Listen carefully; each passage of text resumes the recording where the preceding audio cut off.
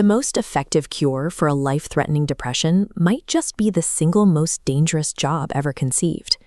Ishmael, the narrator of Moby-Dick, describes a damp, drizzly November settling into his soul. He spends his days staring at coffin warehouses and following funeral processions, fighting a sudden, violent urge to knock the hats off of strangers in the street. To avoid the pistol and ball, a 19th century euphemism for a suicide, he quietly decides to board a ship and sail for the horizon. Ishmael weaponizes the ocean against his own suicidal impulses. He treats the voyage as a desperate shield against the graveyard thoughts that haunt the shore. Instead, he pursues the great sperm whale, a creature that historical records of his time classified as a malicious, ship-destroying demon.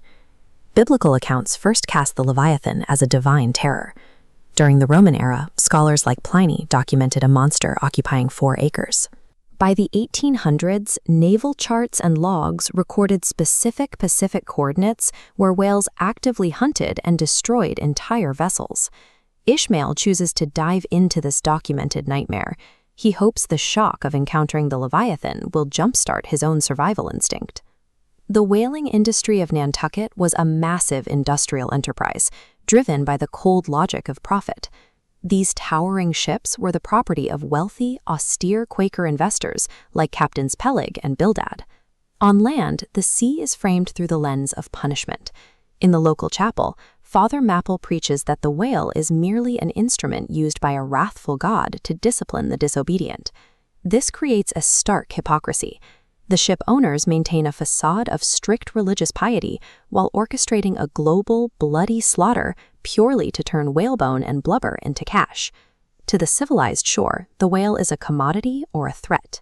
This narrow view ignores the terrifying reality of the creature itself. Ishmael responds to this hypocrisy by severing his ties to civilized culture, seeking out the savage and the unknown. He bonds with Queequeg, a heavily tattooed pagan harpooneer. Queequeg had traveled to Christian lands looking for enlightenment, only to realize that the civilized world was often more wicked and miserable than his own.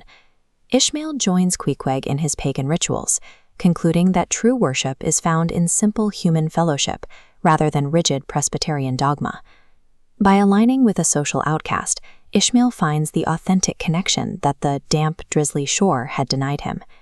Even as he helps the crew dismantle the body of a whale, Ishmael begins to develop a deep philosophical reverence for its spirit. He realizes that the whale's true form is eternally impossible for mortal man to depict. Every scientific drawing or classical painting he finds on land fails to capture the living majesty of the Leviathan. Looking at the whale in its element, Ishmael encounters its pyramidical silence, an ancient, indifferent genius existing long before humanity. This realization provides his cure. Facing an entity that despised Noah's Ark makes his land-bound anxieties seem like the mere lees of a much larger being, shrinking his personal despair into a speck within the vast timeline of the sea. Ishmael chooses the speechlessly quick chaos of a life at sea over the slow, spiritual death he felt on shore. He accepts the risk of a stove boat and a stove body. He bets his life that while the ocean might crush his physical frame, his soul remains a substance that Jove himself cannot stave.